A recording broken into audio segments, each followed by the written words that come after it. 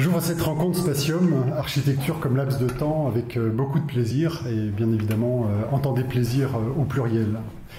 Plaisir tout d'abord d'inaugurer une forme nouvelle pour l'école d'architecture de Marseille. L'idée, la paternité en reviennent tout d'abord à l'un de nos professeurs et grand agitateur d'idées, Stéphane Henrault. Il n'est pas fort malheureusement disponible pour être présent parmi nous. Il aurait dû parler à ma place à ce moment-là, et je tiens à le saluer tout particulièrement, toi Stéphane, qui aurait dû prendre la parole donc avec plus de bonheur sans doute pour vous, pour ce projet qui a été d'abord le tien, pour ton action et ta détermination. Première édition donc de ce séminaire, de ce que nous voulons voir devenir progressivement une rencontre annuelle, régulière, un séminaire thématique d'automne. À l'origine destiné à compléter les séminaires réguliers d'animation de la communauté des chercheurs de Project, le séminaire thématique avait vocation à s'ouvrir à un public plus large, interne et externe à l'école, pour une présentation, une exposition, une discussion autour des démarches scientifiques conduites dans le laboratoire. Il a très vite paru essentiel de permettre également aux deux autres laboratoires de l'école, le GAMSO, donc rattaché au MAP, unité mixte de recherche, tutelle du ministère de la Culture et du CNRS, ainsi qu'INAMA, d'habiter ultérieurement cette forme de rencontre. Certains chercheurs de ces laboratoires sont de fait ici présents et prendront la parole.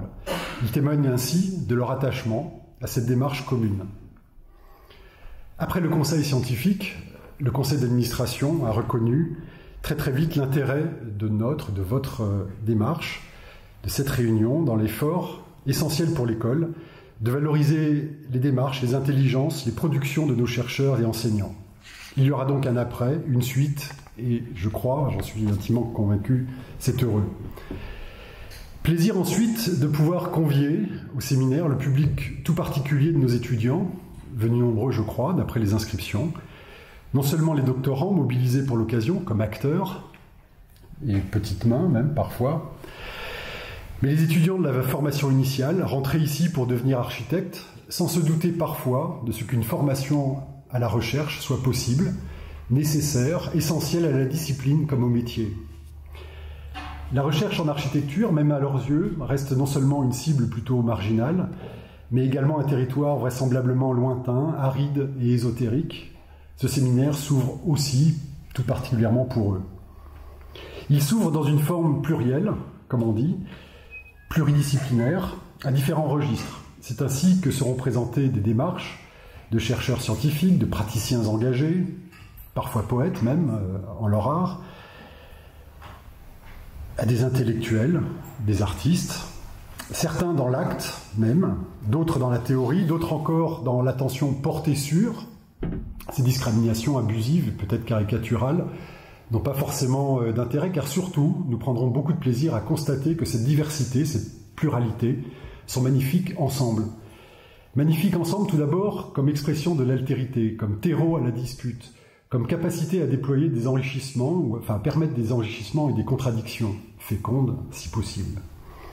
Magnifiques ensemble pour montrer comment les processus de création et de projetation se démarquent des démarches scientifiques, en quoi ils peuvent proposer de nouvelles voies de recherche même, comment la recherche scientifique, à son tour, alimente la création et le projet.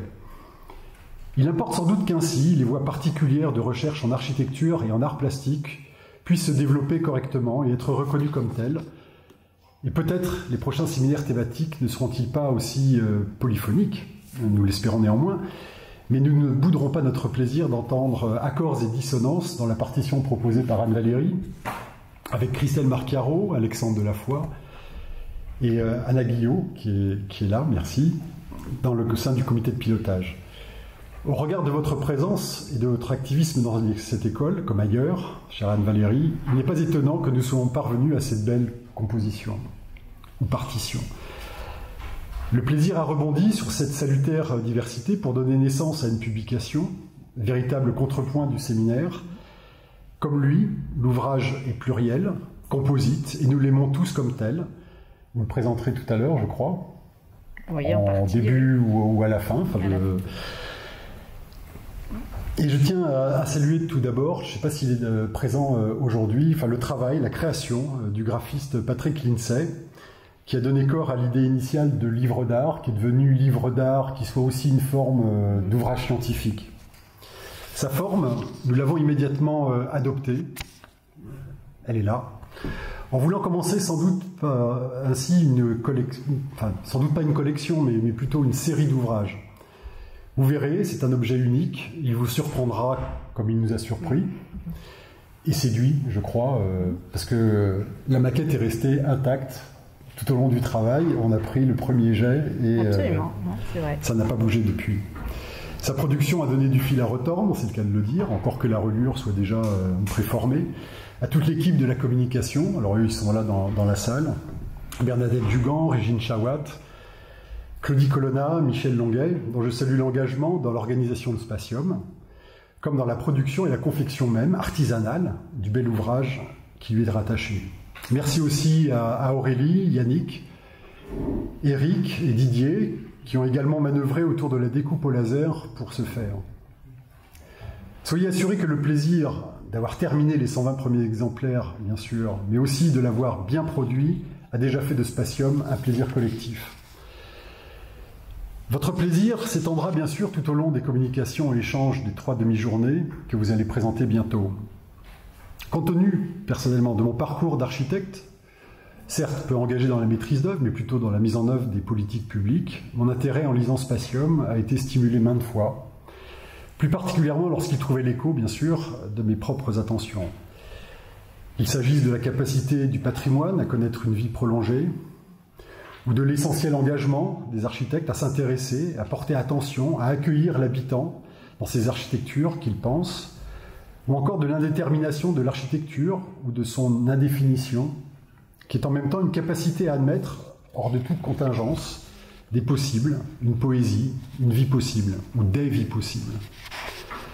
Spatium, ce sera donc une nouvelle opportunité d'interroger l'avenir de l'architecture et la place de l'architecte.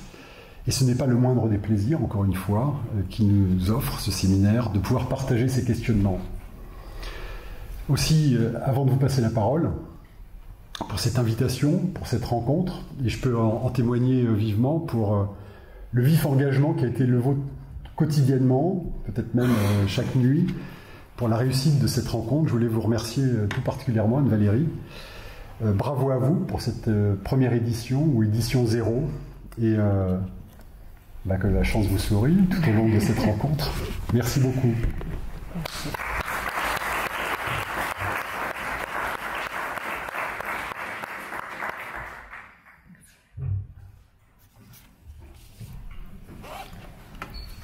Spatium est la racine étymologique du mot espace.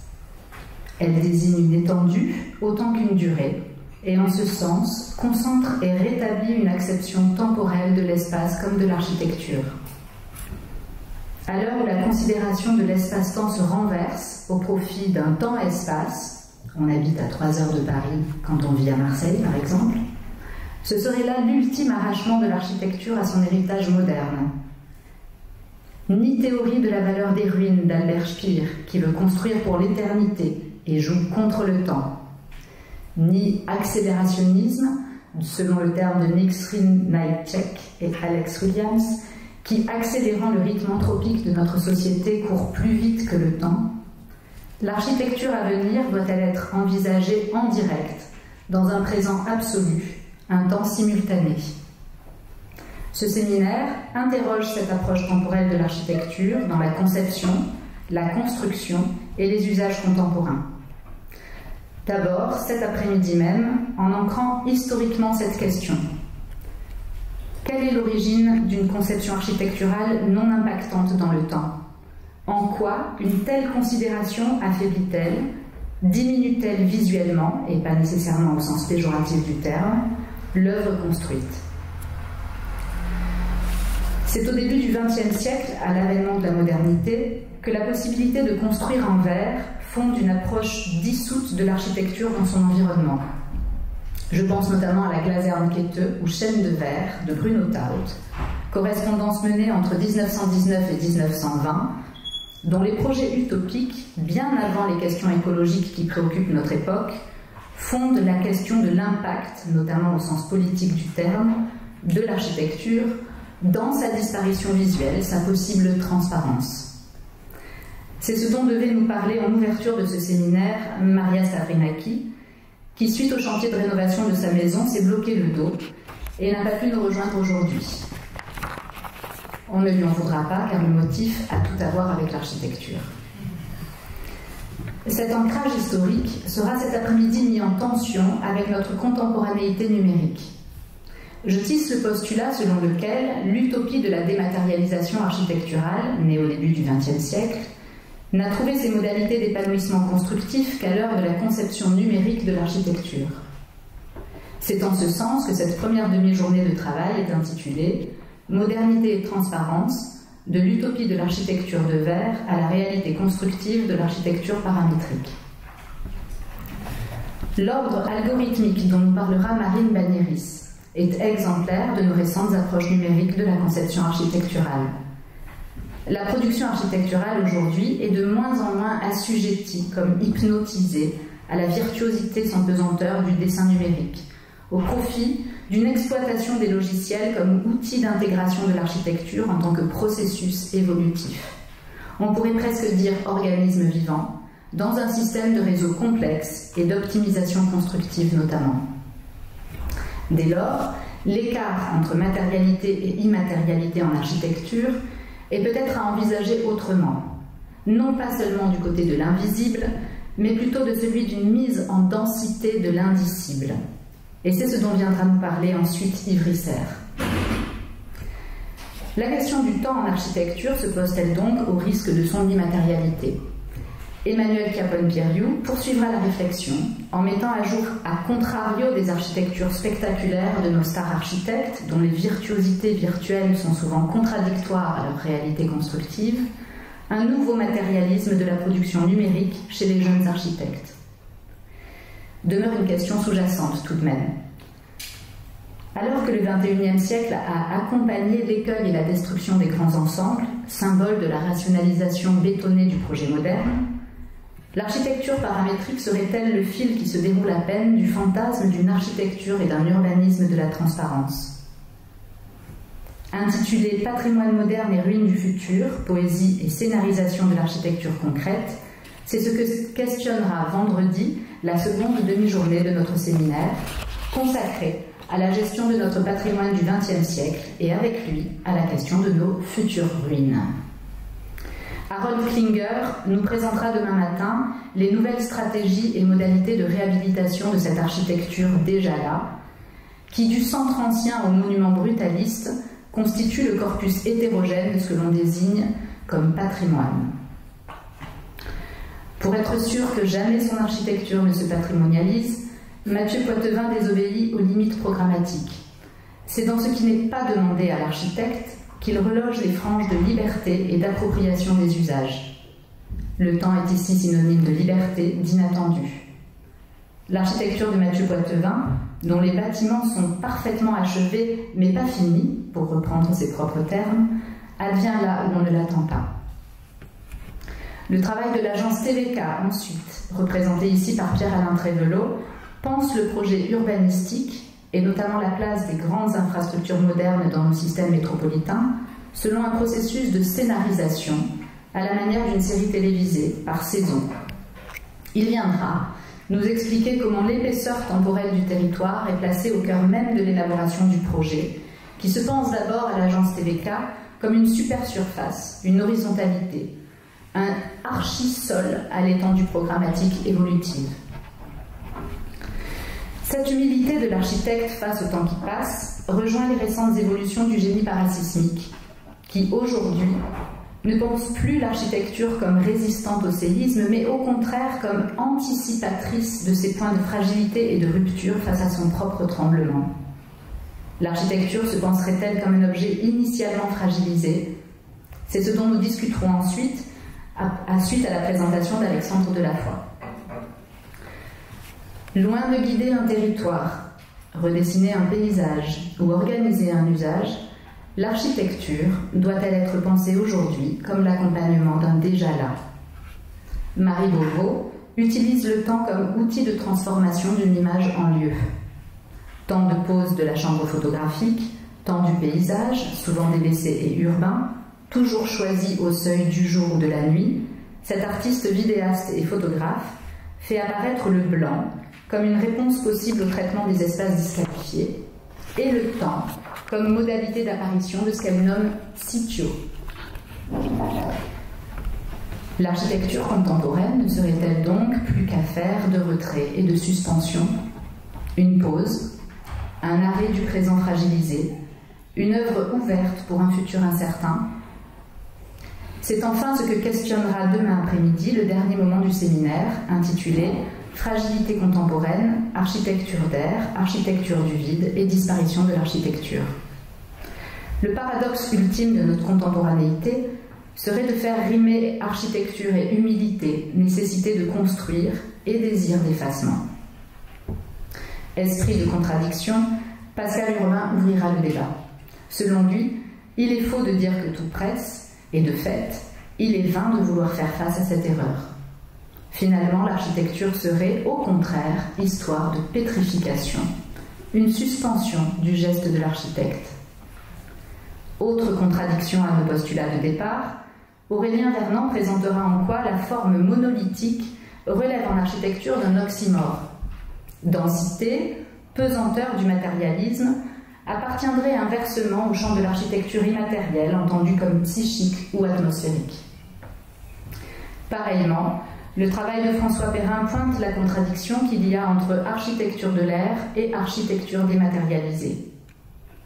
Loin d'une approche immatérielle de l'architecture, qui relève souvent de projets événementiels à vocation spectaculaire, François Perrin développe un ensemble d'habitations aériennes pleinement ancrées dans la réalité économique et écologique de leur contexte et quotidienneté.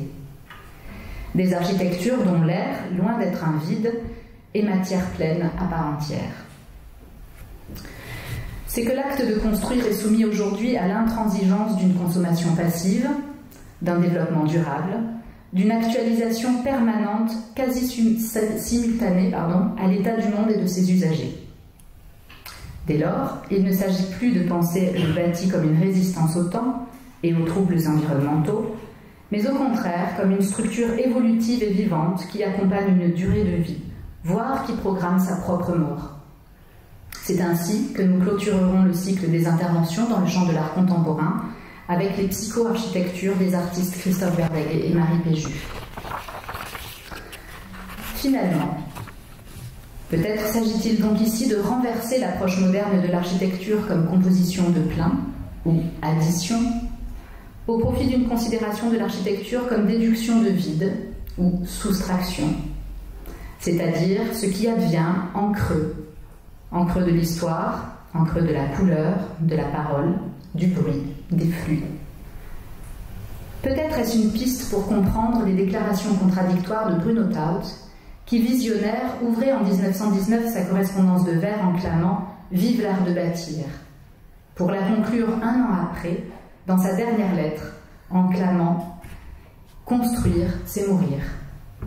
Non pas qu'il annonçât le travail de l'architecte comme mort, mais plutôt qu'il distingua fondamentalement le fait de bâtir, au sens d'habiter, de celui de construire, au sens technique d'édifier. L'avenir de l'architecture est assurément davantage dans l'invention de nouvelles formes d'habitabilité que dans la démonstration gratuite de prouesses constructives.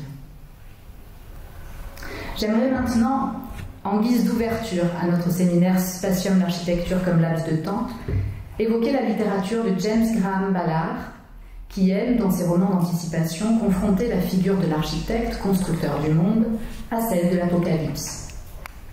Dans son roman écrit en 1966, La forêt de cristal, l'auteur imagine qu'à terme, l'espace et le temps se rencontreront. De leur fusion naîtrait une cristallisation du monde, un monde organique comme construit. Cette pétrification verrière du réel serait comme la figure dystopique de l'utopie dessinée par les architectes expressionnistes allemands de la correspondance de verre.